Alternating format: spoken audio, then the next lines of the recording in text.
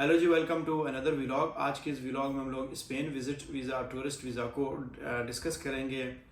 जैसे कि आप लोगों को पता है कि मैं स्पेन वीज़ा को डील करता हूं और ख़ासकर 2024 में पूरे पाकिस्तान में मेरे सबसे ज़्यादा वीज़े लगे जिनके लिए मैंने अप्लाई किया। हमारा रेशो अल्हम्दुलिल्लाह इस वक्त सबसे अच्छा है।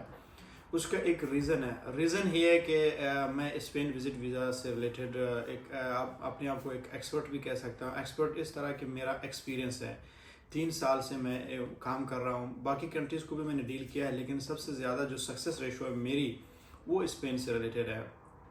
एक तो ये है कि मैं ख़ुद भी स्पेन विज़िट वीज़ा पे आया हूँ।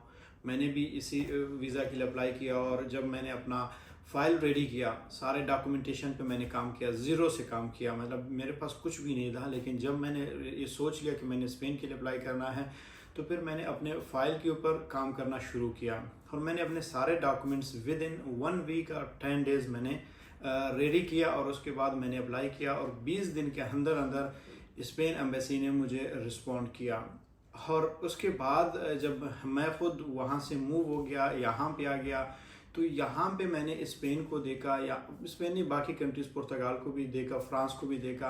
तो यहाँ के जो हालात और जो सिचुएशन थे, मैंने देखा लोग यहाँ पे आके अपने फ्यूचर बनाते, अपने मुस्तकबिल बना सकते इजीली। तो उसके बाद मैंने आप लोगों को भी इंफॉर्मेशन देना शुरू कर दिया, आप लोगों को गाइड करना शुरू कर दिया कि आप लोग भी आ सकते। अगर मैं आ गया, एक मिडिल क्लास बंदा आ सकता है, मेरा जैसा बंदा जिसके पास इतनी बैंक स्टेटमेंट नहीं थी, इतने अच्छे डॉक्यूमेंट्स नहीं थे, उसके बावजूद मैंने अपने बैंक स्टेटमेंट को बना लिया। उस वक्त मेरी बैंक स्टेटमेंट 12 लाख थी, ठीक है। और बाकी जो डॉक्यूमेंटेशन मैंने बनाए, NTN, टैक्स रिटर्न सारे फ्रेश बनाए, पासपोर्ट भी फ्रेश था। हालांकि जब मैं पाकिस्तान में था, वहाँ पे हर बंदा, मेरे अपने करीबी दोस्त थे, वो भी कहता था यार फ्रेश पासपोर्ट पे वीज़ा नहीं देता। मैंने कहा यार फ्रेश पासपोर्ट का मतलब क्या है? अगर मैं निकलूँगा तो मेरा पासपोर्ट जो फ्रेश नहीं बल्कि उसके ऊपर एक टप्पा लगेगा। फिर उसके बाद मैंने जाके इनके वेबसाइट्स में देखा, USA का, कनाडा का, जितने भी कंट्रीज़ थे, उन्होंने कभी किसी ने भी नहीं बोला कि भाई आपका ट्रैवल हिस्ट्री होना चाहिए। ट्रैवल हिस्ट्री इन्होंने पाकिस्तान में कंसेप्ट बनाया हुआ था। तो फिर जब मैं यहाँ पे आया, मैंने इसके ऊपर काम करना शुरू किया। अल्हम्दुलिल्लाह 2024 में मेरे इतने केसेस लगे हैं। उसका सिर्फ यही एक रीज़न है कि एक मैंने एक्सपीरियंस किया, फिर मैं इनके साइकी को समझ गया। जिस तरह एम्बेसडर्स को आप एक उनकी रिक्वायरमेंट पूरे करते हैं, रिक्वायरमेंट पूरे के साथ साथ आप एक कवर लेटर, एक कवर लेटर एक किस्म का आप कह सकते हो लव लेटर है। और लव लेटर अगर उनको पसंद आ गया तो आप समझो कि वो आपको जब पसंद करेंगे तो आपको कबूल करेंगे, कबूल किया तो आपको वीज़ा दे सकते हो।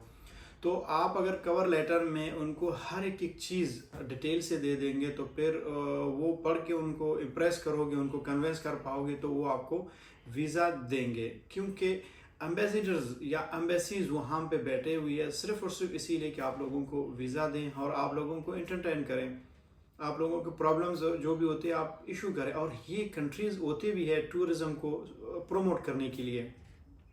अब एक बंदा वहाँ पे बैठा हुआ है, आप उनके मुताबिक उनको डॉक्यूमेंट्स नहीं देंगे, आप फेक डॉक्यूमेंट्स देंगे, या फिर आप जिस कंसल्टेंट से कंसल्टेंसी ले रहे होते हैं वो आपके डॉक्यूमेंट्स फेक लगा रहा होता है। ना उसने सही से होटल बुकिंग लगाई है, ना उसने सही से आपकी एयर टिकट्स किया है, ना उसने इंश्योरेंस किया है आपका, ना ये उसने अपॉइंटमेंट के वक्त जब फिल किया था फॉर्म या एप्लीकेशन होता है उसमें भी उसने गड़बड़ किया है। तो फिर कवर लेटर जब आप लिखते हो उसमें भी ना कोई आपका डिटेल है, ना कुछ है ना कुछ है। या फिर आप वो ट्रैवल प्लान दे रहा होता है, उसको कुछ पता नहीं है इस मुल्क के बारे में जिस मुल्क के लिए अप्लाई करता है।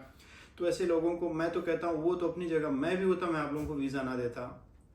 तो इसलिए मैं आप लोगों को यही कहता हूँ कि भाई आप लोग अगर बाहर निकलना चाहते हैं, आप लोगों का एक ड्रीम है, या फिर आप अपने मुस्तकबिल बनाने के लिए निकलते हो, या फिर आप टूरिस्ट हो, आप सिर्फ देखना चाहते हो, तो भी आपको इन चीज़ों का ख्याल रखना चाहिए।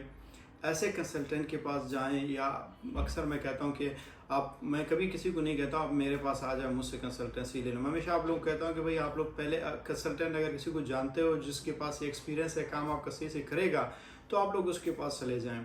अगर फिर भी आप लोगों को नहीं लगता तो फिर आप लोग मुझसे भी रब्ता करें। मैंने हमेशा आप लोगों को सहूलत भी दी है, अपना नंबर भी हमेशा मैं देता रहता हूँ।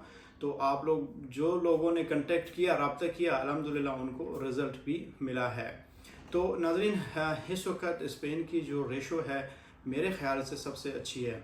अगर जिन लोगों के नहीं लग रहे, जिनको इवन के अपॉइंटमेंट्स भी नहीं मिल रहे, लोग मुझसे कांटेक्ट करते हैं कि सर स्पेन का तो अपॉइंटमेंट नहीं मिल रहा है। मैंने कहा यार मैं तो दिन में 10-15 अपॉइंटमेंट्स ले रहा होता हूँ, آپ لوگوں کو اگر نہیں مل رہا ہے تو میں کیا کہہ سکتا ہوں. ابھی کل بھی میں نے 15 سے 20 اپوائنٹمنٹس لی ہے, تو آگے سے مجھے میسج کرتے ہیں اپوائنٹمنٹ نہیں مل رہی. بھائی اپوائنٹمنٹ بالکل مل رہی ہے, کبھی کبھار ابھی ریسنٹلی 2 دن اس کی وجہ سے ایک اپلیکیشن کو انہوں نے اپڈیٹ تو کیا تھا, تو لیکن پھر بھی اپوائنٹمنٹس آپ کو مل رہے ہوتے ہیں اور ویزے بھی مل رہے ہیں. آپ لوگ دیکھیں, میں نے بہت سارے لوگوں کے ویزے لگائے بھی ہیں اور یہاں پہ آئے, ان کو انٹرویو بھی کیا, یہاں پہ بھی ان کو سپورٹ کیا. یہاں پہ جو لوگوں نے مجھ سے اپلائی کیا ہے جب یہاں پہ آتے ہیں ان کو میں ہمیشہ اون کرتا ہوں, میں ان کو سپورٹ کرتا ہوں. ان کو رہائش کا کوئی مسئلہ ہو, ان کو آگے امیگریشن, مین پرابلم یہاں پہ پھر آپ لوگوں کو آنے والی ہے کہ یہاں پہ امیگریشن, یہاں پہ سیٹلمنٹ, رہائش, کھانا پینا, لوگوں کو کرنا, یہ جو آفیشیل کام ہوتے ہیں یہ کسی کو اتنی سمجھ نہیں آتی ہے. جس طرح جو لوگ میرے پاس یہاں پہ آتے ہیں ان کو میں سپورٹ کرتا ہوں, خاص کر پرتگال میں بھی میں کرتا ہوں, کیونکہ اس وقت میں پرتگال امیگریشن کو بھی ڈیل کر رہا ہوں. Article 92, D1, D7, D8 digital nomad visa ہوتا ہے, اس ساروں کو میں ڈیل کر رہا ہوں اس وقت. تو ایک دفعہ پھر سے ناظرین, اگر ویڈیو پسند آ گئے تو چینل کو سبسکرائب کریں, اور کسی کو بھی کوئی اسسٹنس چاہیے, کوئی کنسلٹنسی چاہیے تو وہ مجھ سے رابطہ کر سکتے ہیں. تھینک یو سو مچ, ملتے ہیں اگلے ویڈیو میں.